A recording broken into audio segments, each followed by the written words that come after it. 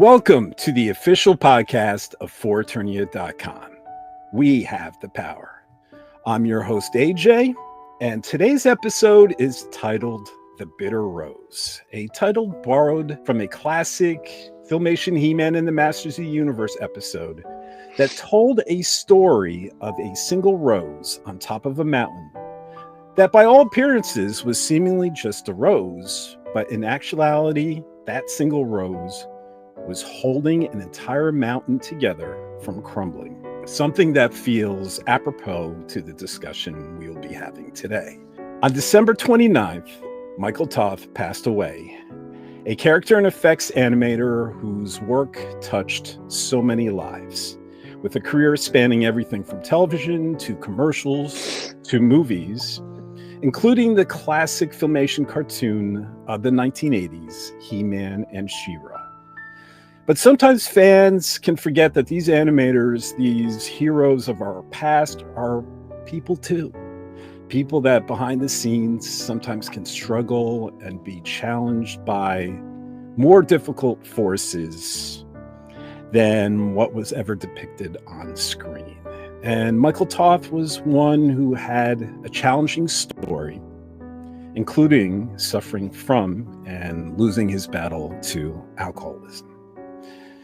And today we have someone who wants to share that story of Michael Toth, a story that in actuality is her story too. So we would like to welcome on the daughter of Mike Toth, Christine Vergara. Welcome, Christine. Thank you so much for having me. Now, first, I just want to say that I'm deeply sorry for your loss. And for anyone who didn't know, Christine, you wrote this touching piece on the Cartoon Research Facebook group that we reposted on FOREternia.com about your father's passing. And it seemed you had a lot to say, both wonderful and challenging, about your father. And I want to make sure you have the opportunity to say everything you need to say. And we have to start out somewhere, so maybe we should start with your father's career. So in case anyone's listening, they can get acclimated to it. Okay. Well, since my dad passed, I have been privileged to meet so many people, especially mostly on Facebook, that worked with him, that knew him, even some people that went to school with him. It's been really, truly an honor to get to see the photographs of my dad I've never seen before.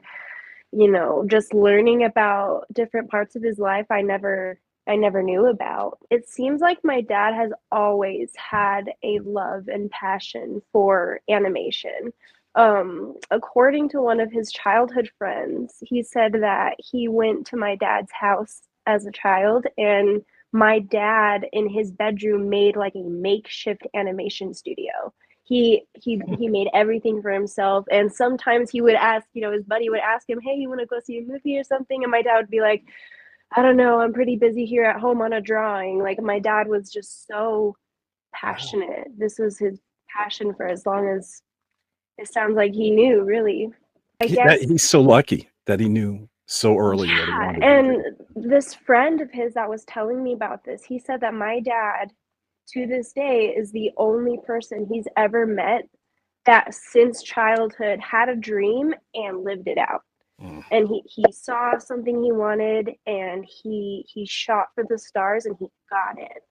And that alone is just so incredible to me, like that is just so, I wish my dad knew how amazing that was. From the fans' perspective, your father, once he got into his career, he touched a lot of people's lives through animation. And he started his career with a legendary company to people of my age, Filmation, working on cartoons like Fat Albert and Tarzan and Brave Star. And then, of course, He-Man and She-Ra, which is a big thing, in my neck of the woods. Do you know what that was like for him? Can you tell us about that? My dad didn't really tell me much about his early years. Like, Disney was his, I think that was like his end goal in his career. I think Filmation was his first animation job, like his first like real big animation job. And I think that was just kind of like his lucky break for him. Filmation, it started a lot of people's careers. Back in the day when there was a big problem with animators and animation jobs here in this country because companies started sending work overseas to like places like the Philippines because it was cheaper to have someone animated over there. So Filmation tried their best to, find cost-saving methods and keep people working in-house. And they were hiring everyone, where even Disney at the time, I think, was not. This was before Disney's resurgence. They were like a little cartoon factory where not many places in the 80s would do everything from drawing to the finished project, recording voices, the animation, all that in one building, but Filmation did. And they employed a lot of people. And to do that, because it was more expensive than hiring animators from overseas, they did cost-saving methods like reuse animation. They called it a stock method, where say, we were talking like He-Man and She-Ra. If She-Ra is running down a valley, they'd actually keep those animation cells and reuse them when she's running up a mountain. And it's the same animation. I see what you mean. Yeah. I see what you mean. You do see that in like some Disney movies too, like especially some of the early Disney movies, like the vintage ones. Like a couple came to mind. I can think of those ones. So they would do that on a regular basis, and they employed a lot of people. And it was so wonderful because it was really a tough time for animators. They were striking back then because all this work was going overseas. And the founder of Filmation, Lou Scheimer, he was so wonderful that he went on strike with them because he was the only company trying to keep people employed. He was like one of those people not really worried about becoming super rich. He just wanted the company to stay alive and the jobs to stay in the country. And ultimately, it wasn't fruitful because, as you know, the company closed its doors in the late 80s. Your dad went to Bayer after that, and what did? And I think him and my mom both. I think that's maybe where they met. They both knew Dale Bayer at Bayer Animation. I think that's where he worked on the Charlie Browns that he did. He did like It's Spring Training Charlie Brown. He did like the Tom and Jerry movie, Snoopy's reunion, different ones like that. I think they also did. I'm not sure if you ever seen these commercials. These were popular at the time. It was called Green Giant, and it was like for the green beans, right? Yeah. And he did a commercial for those guys, and he also did a 7-Up commercial in the 90s where I think it's like the red ball. The red ball was like kind of like bouncing, I think it was. Okay. I don't know if there's any. I don't know if you can find it anywhere anymore. I'm sure maybe on YouTube or something. It's nowhere on his IMDb or anything. But he did also work on a music video as well. I don't know. I think it must have been at his time at Bear Animation. He worked on the music video for Opposites Attract for Paula Abdul. Wow. He worked on MC Scat Cat. I love that video. Everyone loves that video. Isn't that crazy? I learned that years ago, but I was like, that is so cool. That is so cool. Oh.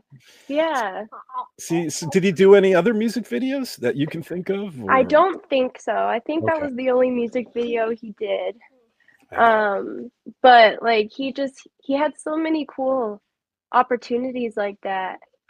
So, and then after Bear Animation, I guess he went off to Disney, right? And so fans of animation know, there was this like amazing resurgence of Disney animation between 1989 and 1999, referred to as the Disney Renaissance, a period considered now like the peak of Disney's animation. And we're talking The Little Mermaid, we're talking Beauty and the Beast, we're talking Aladdin, we're talking The Lion King, right? Big ones. Yeah. So So your dad worked on a bunch of those as well? Yeah, he worked on everything from Beauty and the Beast to, I believe he did some work on Aladdin. He did Tarzan. I think he did Mulan. He did Hunchback of Notre Dame. He did both my parents did a lot of movies together too. I think they both did Pocahontas. They did Treasure Planet, Emperor's New Groove, Lilo and Stitch, Hercules, Fantasia 2000. Home on the Range, I believe, was their last movie for Disney. And they didn't get enough hours on it, but they did do some minor work for like Princess and the Frog too. So like they did amazing work. My mom worked in the color department, the ink and paint, and my dad was in visual effects and I think character design too. That is so neat that your mom and dad were in the same. I know, it was honestly, it was a really great way to grow up too. Aside from my dad's issues, like my dad taught me and my brother everything we know about art, and we're both so passionate about it now, so it's. Do you have really, your father's really talent and your mother's talent? Maybe. I mean, Maybe? I am very, very artistic for sure. Yeah, I honestly, I was sharing this memory with my mom. I remember the first time my dad saw a drawing of mine when I was a little kid. I was so embarrassed of my artwork. Wow. And so I always hid it. And I was drawing on a pad in my room on the floor. And my dad came in and he saw me hide it. And he comes over and he's like, "Christina, did you draw this?" And I'm like, mm-hmm. He's like, "You're so talented. You're so gifted. Where did this come from?" And I was like, "What do you mean?" But I just have, it is definitely a passion of mine. I love art to the end of the earth. You mentioned your dad called you Christina. I've been calling you Christine. Is it one and the same? Christine's kind of the nickname. Okay. It's funny because my mom and I actually share the same name, and my little brother, my little brother and I are the only biological children my dad had.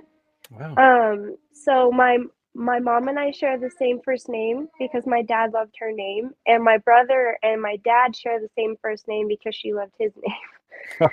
So I'm Christina, we're Christina, and they're Michael. So that's but nice. You can call me Christina, Christine. I have a lot of nicknames. I just want to make sure what I was saying was accurate or correct. Yep, okay. Perfectly fine. So do you have any stories you want to share about Disney before we move off to other? I think I forgot to mention it. And I think this was one of his most proud works that he had was Tarzan. Tarzan he loved that film. He loved everything about that film. And he always bragged because I'm sure like you've heard of like the little like subliminal like hidden Mickeys or like messages you'll see in Disney movies. Yeah, and some of them is not very good. No. He always talked about the one that he put in at the beginning of Tarzan when the female gorilla has baby Tarzan. There's a scene where he's blowing spit bubbles, and he hid a Mickey in there. And he always was like, "I hid a Mickey, and I still don't think people have found it." He was always so funny about that. That's great. I guess it's not a memory of mine, and I don't know if this is true, but I've been figuring out a lot of the stories he told me were true. He told me once that at the studios, they would, if there were any like, I don't know, spots to dress up as a character and work at the parks, animators were given the chance, I guess, to go and do that and make some extra money. And I remember my dad told me that he got to do it for one of the characters. I think he said he did Pluto or Goofy or something. And he said that one of those days that he was there, he saw somebody that was kind of cloaked out, like they were just dressed in all black, had like a black veil, had a black, like they were trying to look incognito, but obviously kind of failing, bringing attention to them. And he had kids that had masks on. And I don't know if you're familiar with a celebrity that did that, but Michael Jackson did that a lot.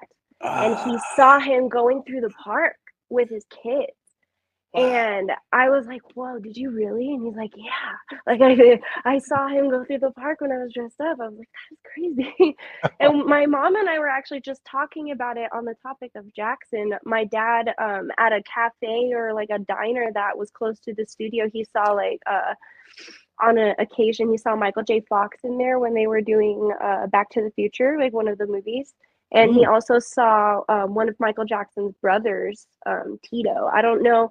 Again, these are things he told me, and some, like, as he got older, his stories got a little like wonky. So some of the stuff I'm like, okay, Dad, but I'm learning a lot of those okay, Dad moments are, whoa, that's actually true. So some of these, anybody out there watching that knew him, don't quote me exactly. These are things he told me. Like, I think it's going to happen to all of us as we all get older. We're all going to embellish a little. You know, the memory fades and it gets a little more exciting every time you tell it. So the studio laid off the majority of animators, at least 2D, old-fashioned animators, back around in 2013. And here, Christine, hopefully you can take the lead and tell your story because, and I want to caveat, I mean, I lost both of my parents relatively early on, but neither were to addictions. So I am an outsider looking in. And I want to apologize in advance if we discuss these things. My understanding is obviously limited compared it's okay. to That's yours. Totally fine. Yeah. So do you want to discuss kind of what happened then? So, and I'm going off of my mom's reaccountance of this because obviously she was one of the people that got the notice too.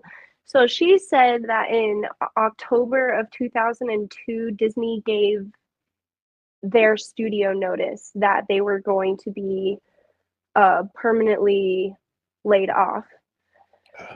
And when my dad heard about this, I think this is what kind of just destroyed him because Disney just, he never wanted to admit it, especially in his older years, but I know that Disney meant everything to him. And I think when he heard this, he just felt like lost, you know? Like, I mean, that's everything he worked up to. And art and drawing and animation has been his life, you know? And I think he just felt like his life literally ended. Like the second he heard that they were going to be laid off, he quickly turned to drinking and eventually was let go because his drinking became a problem. But like Disney tried really hard to keep my dad. Like they even sent his I believe he had an office over at Disney, but they even tried sending his cubicle home and having him work from home to see if that would help, and it didn't. Like I think my mom has a picture of me somewhere at like with his glasses on at home at his little cubicle. After that, my dad has a lot of family in Boulder County, Colorado. And so my mom offered to, she's like, would it be better if we moved back to Colorado to be closer to family? And he's like, yeah. So we moved to Colorado in 2003, maybe. Okay. And in 2004, he unfortunately lost his mother to a brain tumor. And that kind of, from my memory, that kind of sent him in a spiral again. And in 2009, my parents eventually went their separate ways because he really just couldn't get his drinking under control. He tried renting rooms for a while after that, and then I think the owner of the house put the house up for sale, and after that, my dad lived homeless for a really long time. Like, I think he went homeless in like 2011, 2012, and he was in and out of homeless shelters. He was staying with friends. Like, we let him sleep in our garage for a bit. Like, I saw a strange picture once, maybe it was on Reddit, of someone showing, like, taking a picture with your dad and telling everyone he's homeless. It was like 10 years ago or 7 years ago. I think I know what you're talking about. Was it the GoFundMe? Because there was a GoFundMe somebody made for my dad about 3 years ago. Because my dad eventually went back to Los Angeles for a little bit. And that's where he was when my husband and I went to go get him. My husband drove to get him, but we decided he was going to come and be here in New Mexico with us. Yeah, I'm not sure. It wasn't. I just remember seeing that and I'm like, wow, that is true, because he looked great in this picture, you know. But it was so weird to see, like, you know, he's homeless but he didn't look like, I guess, what one would, this stereotype, right? Of someone. Yeah, and his physical appearance definitely deteriorated the longer he was homeless, you know, and he started, you know, caring less about himself more and more if he could care any less about himself. So that was a big, maybe I should stop you right there. I mean, so he's homeless. He's in LA, I guess, living on the streets, right? And you're in New Mexico, and you went to get him. And what made you decide to do that? I was talking to a really good buddy of his who was helping my dad out, kind of just from states away. He was just kind of trying to help him where he could. And I told him, like, I think it was after, like, my dad's, like, last bender. He went a couple weeks without talking to me, and I was just really feeling concerned for him because my dad, like, his back was really messed up. He had, like, messed up legs and knees and feet, and he was just getting into a really physically fragile state. And after the last bender, I was just like, I can't be worrying about him from states away. I want him to be here with family. He can be around his grandson. At the time, I didn't have my daughter. I just wanted him safe. I wanted to get him off the street. I wanted to, I don't know, I guess I just wanted to maybe put in that last ditch effort to see if I can get him out of, you know, alcoholism. And he told me, and that was one of the biggest reasons I brought, you know, at first I brought him here, was he told me that he wanted to sober up and he wanted to quit. And he sounded so sure this time. And I was like, okay, Dad, we're going to do this. And he stayed with me for about a month. And in that month, I was giving him his medications. I was giving him, because he was at a point where if he just quit cold turkey, he would have, like, keeled over probably. He was just so dependent on it. Yeah. And so I was giving him a shot in the morning and a shot at night just to get that edge off. And, like, every week we were lowering down the frequency, and he made it 1 week sober before I found him passed out on the side of a Walmart because he was drunk. And after that, I got him into assisted living. I got him into assisted living because he was 68 when he passed away. He was like 65, 66. I don't know. I'm trying to be as accurate as possible. But he was in his 60s, so he was getting, and they also offered like help and assistance for addicts there too. So I was like, okay, maybe he'll get the help he needs, like here, they can take care of his medications, just offer support that I can't do right now. He stayed there for about 2 years, and then I started having some marital issues in the last year, and my husband and I decided to live separately for a while. And my dad really wanted to get out of assisted living and living on his own because he felt like the cost of living every month was just really expensive, and assisted living is really ridiculously expensive. Yeah, I know. We were lucky to find this place, at the price that we did, So we found, it was actually the director of the assisted living my dad was at. She helped us find this house where he evidently passed. But we found this small house, and he's like, I want to give you a safe place to go. So, we got this house together in October.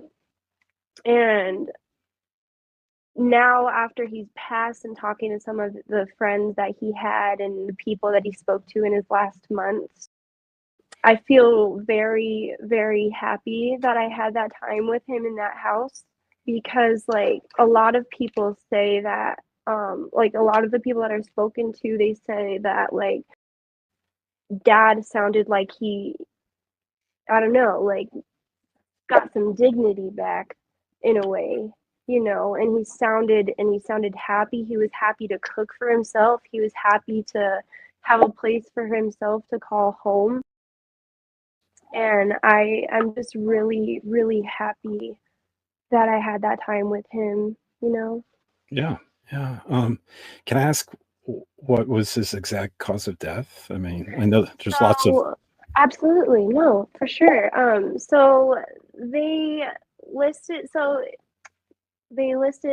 it as chronic ethanolism, which is essentially he drank himself to death.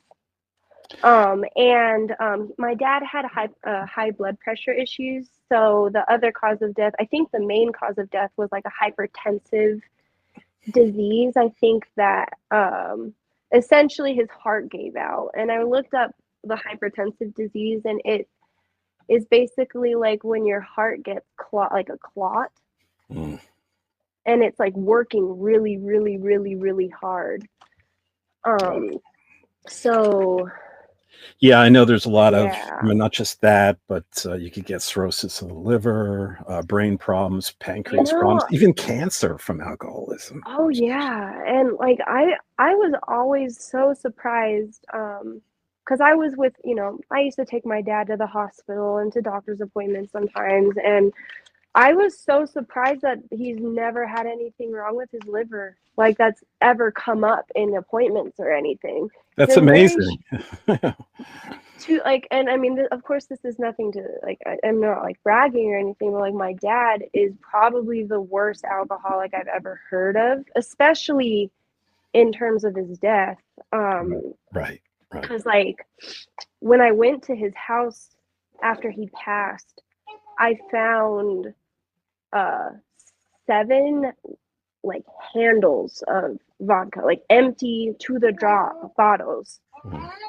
And so all that progress you made with him when he was with you just went down the drain. Okay. And he told me after that, he was like, yeah, like he had times where he's like, yeah, I'm doing better. And it seemed like he was doing better to me. Like I thought I had been seeing improvement, but especially thinking about it now, I didn't live with him then. So I didn't really feel like I saw that improvement. I feel like I saw improvement when I lived with him those last few months, which I guess is part of where I told my mom I think I'm still in like a state of denial, with his passing, because it just feels so impossible to me. Sure. But like, yeah. Do you feel it's hard not to sometimes, even though you shouldn't be. Do you or your mom feel any guilt? Oh yeah. Yeah. Oh yeah. Like we've been really, my mom has been like my biggest support next to my dad. Like the last year's been really rough for like my personal life, and both my parents were just the biggest support for me. Mm. And I know like she she regrets not like answering a call. I regret the week he passed. We went up to Albuquerque, which is about 4 hours away from where we are currently. We went up to Albuquerque for the holidays, and Dad told me he wanted to be alone for the holidays, which I thought was very strange because Christmas was always one of his favorite holidays. Mm. But I was like, all right, Dad, I mean, if that's what you want, then okay. So I went on the trip with my kids and my husband for the holidays, and I tried to call him every single day, and he did not answer. He did not answer any of my calls. He never returned any of them either, which was really weird. And in my head, I was like, well, maybe he just took advantage of my absence and went on a bender or something, and he's sleeping it off. So I gave him a couple days. And then the 29th, I just had this really horrible feeling, but like, yeah, I feel like I shouldn't have gone. But like, I feel like with some things that happened leading up to my dad's death, I feel like my dad, I don't want to get uncomfortably religious or anything, but my dad was a Christian man, and he very much loved God. And he would, like I said in my post, he would, happily spread the word when he could. And he was very much a, a, a godly man. He, like, where he is, like Yeah. and my dad, like, I feel like he just knew, because he would tell me, like, I'm so ready to go home to the Lord. Mm. Like, he even told me, like, he's like, I'm probably gonna pass in this house. And I'm like, that's so weird to say, Dad. But he said weird things all the time. So I was like, okay, it's just probably being funny. That's just Dad. Yeah, I thought he was Yeah. just being silly. But like, he even called my mom, which like he doesn't do that very often. And like that was like, I think she said it was like a few weeks before he passed. Mm. So it's like it's just kind of crazy. Religion, being religious, having a higher power, is like so important for Alcoholics Anonymous. That you ever hear the Serenity Prayer, where it's grant me the serenity to accept the things I cannot change, courage to change the things I can, and wisdom to know the difference. And I think there's more after that, but I don't know the whole thing. That's pretty much the extent of it, and which is apparently so important for someone's recovery. Yeah. So it's interesting that your dad was religious, because I think a lot of people, people at Alcoholics Anonymous aren't necessarily very religious. Some of them are, some of them aren't, but they all need a higher power, I think, to sort of help them recover. It's been something I've been thinking about too, because especially like I've always been Christian. My dad and my mom raised me Christian. But like I did have, of course, my times where I kind of laid off my faith a little bit. But like this losing my dad has been bringing me back to my faith, which is, I feel is very positive for me. But it's also just, I don't know, like I kind of said earlier, like, eye-opening too. It's just like my dad's passing is the first like close passing I've had since his mom passed away. And that was like my first time dealing with death. And it's a really crazy experience. Yeah. It's crazy. You know, I heard once you were talking about guilt. Someone smarter than me said that the more guilt you feel, the less you're able to grieve. That's what I believe, that Al-Anon recovery program teaches, that you need acceptance in regards to alcoholism, in regards to it's important for anyone that has had a loved one that suffers from it or passed away from it that you played no part in causing it.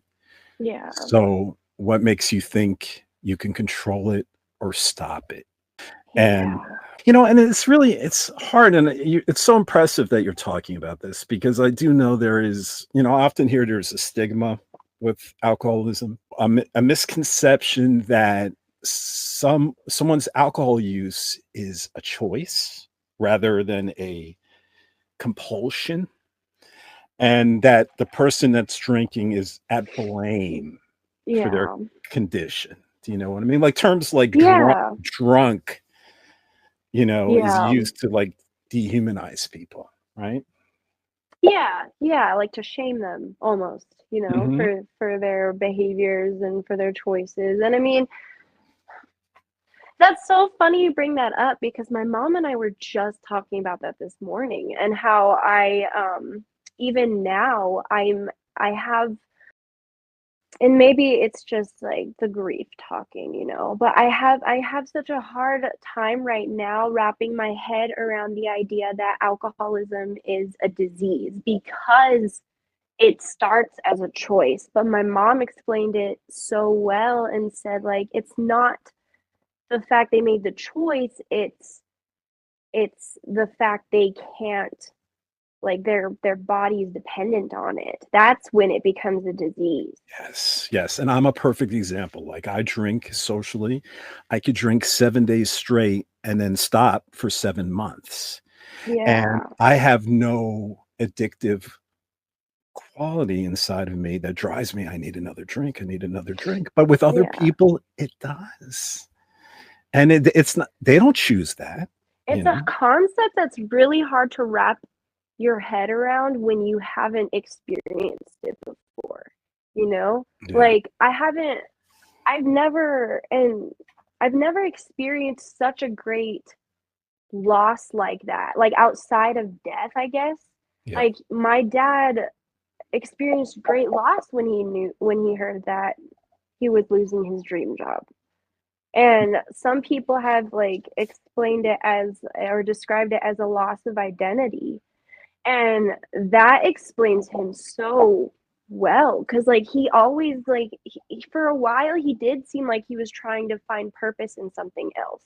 Like, he did, around town, he did, paintings for, like, some buildings. Like, he did, like, a large mural, of, like, a Indian chief, Mm.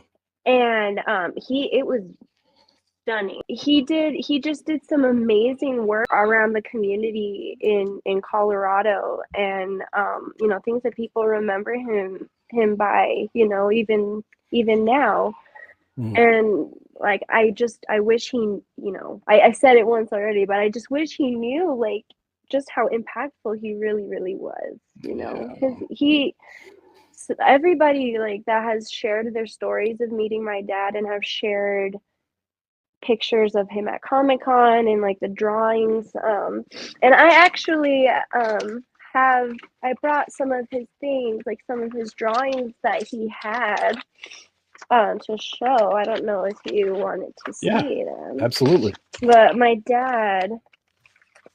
let's see. My dad loved Jessica Rabbit and he loved Roger Rabbit. This was one of his sketches that he drew right here Oh, of look at Roger that. Rabbit. He did Tummy Trouble, I think that was what it was called. Oh And yeah, the short. Yeah. yeah, and he did Who Framed Roger Rabbit. This is one of his Stitch. He did Stitch from Lilo and Stitch. Oh, Oh, here's Dumbo. Yeah, he just did so many.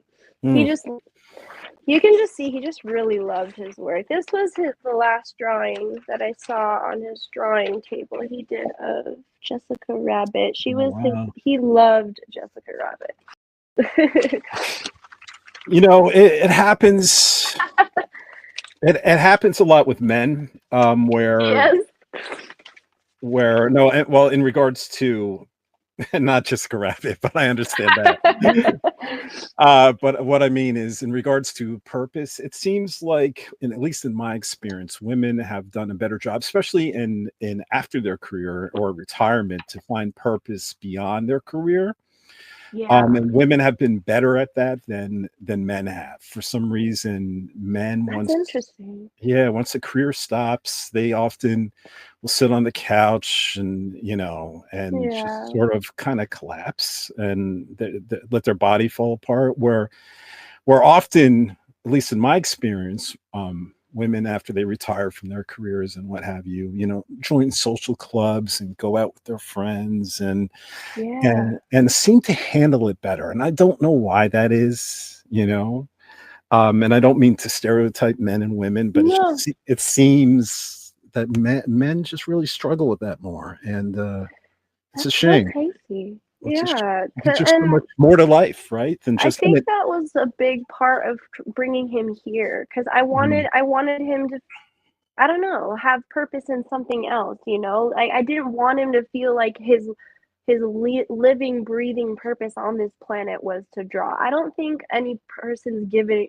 like anything like materialistic like that as a purpose. Like, I think there's finding things that bring you joy, and whether that is a materialistic thing, or like your family, or finding a passion in something. But I don't think that to the degree obviously my dad held it to. I don't think, I don't know, does that make sense? Yeah, it does. I think some people forget what's right in front of them. Some people can lose focus of what's important in life. And I was trying to show him, I was like, you have your grandson here, and my dad was the greatest grandpa. My kids adore him, and my son has been so off, without his papa. But it was just so hard. It was like a horse with blinders, trying to lead them to water. And he just always steered off. He never stayed on path, and he just it's just shame. It is a shame. And I don't want to be negative or anything. But I'm just.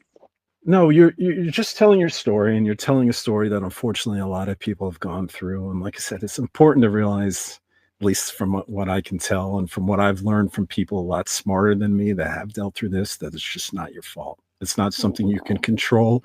And you know what? It's okay to love an alcoholic. It's okay. It's hard. It is hard work. It is. No, I know. To love. It is it's not hard to love. I guess it's just hard to be there. Yes. And I'm one of the last family members that have really kind of just stayed and helped through his addiction. And I never had the heart to just tell him to be on his way, and maybe it's just because I'm a daddy's girl. I don't know. But I love my father a lot.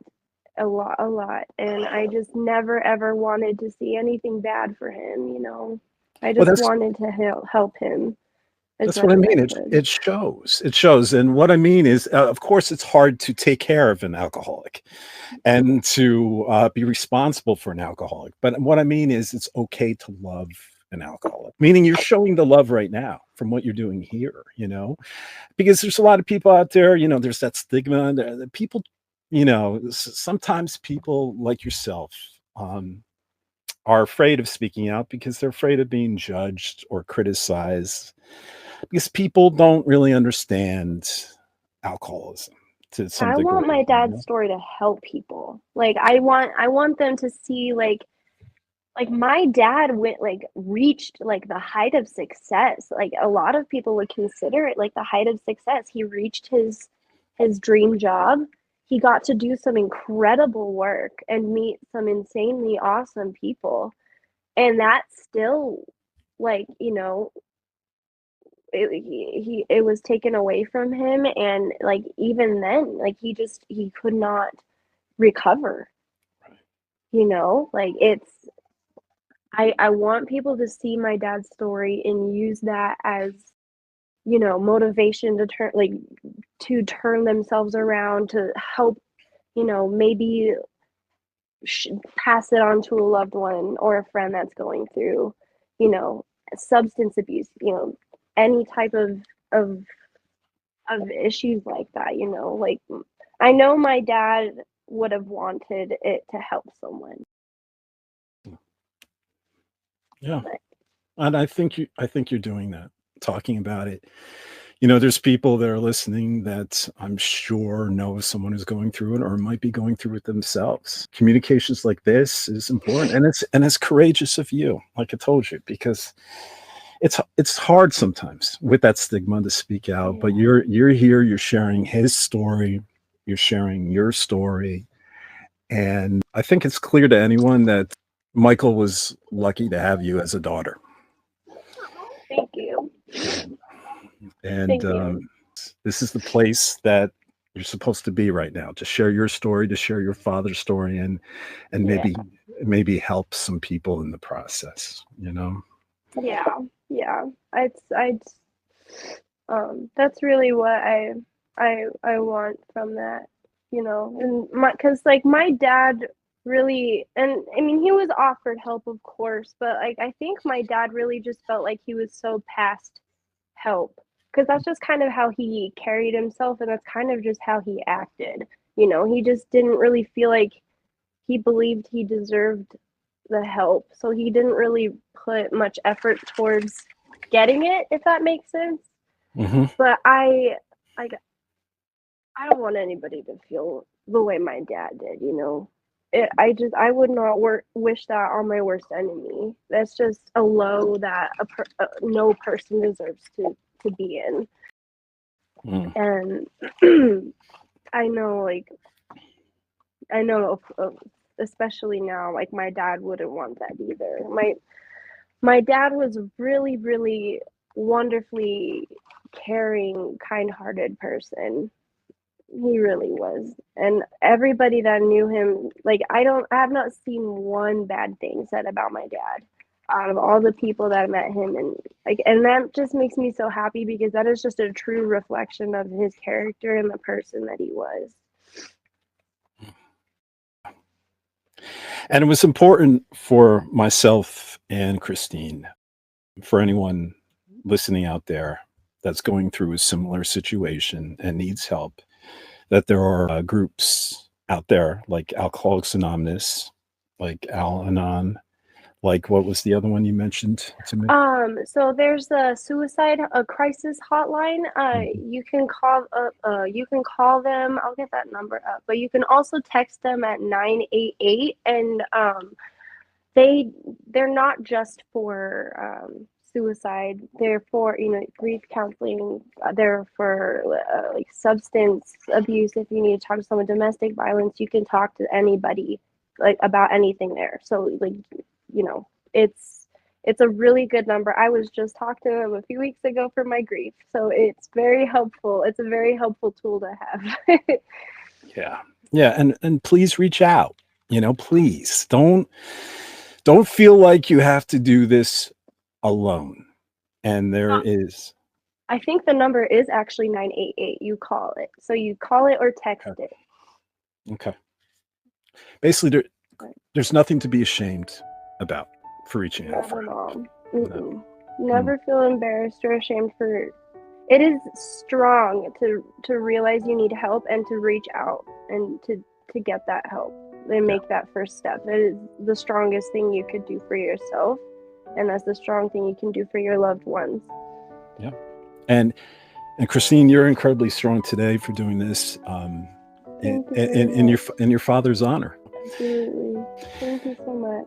So is there anything else that you wanted to touch upon before we close this out at all? I don't think so. I think I touched on I hope it wasn't too like Debbie Downer or anything. I know it's not the happiest of stories, but I hope I touched on all of the positive things too, you know. I think you did great. I think you're an inspiration and courageous for doing this. And Thank you. Yeah. So we want to thank Christine so much for joining us today. And thank you very much for having me. I appreciate you taking the time to listen to my story and my dad's story. And if there's any other way we can help beyond this, just let me know. And thank you. Appreciate it. And we would like to thank this wonderful community out there for listening to this podcast. Please show your support by liking and subscribing to these streams. And you can also always drop us a line too by sending us an email to foreternia@gmail.com. We love the feedback.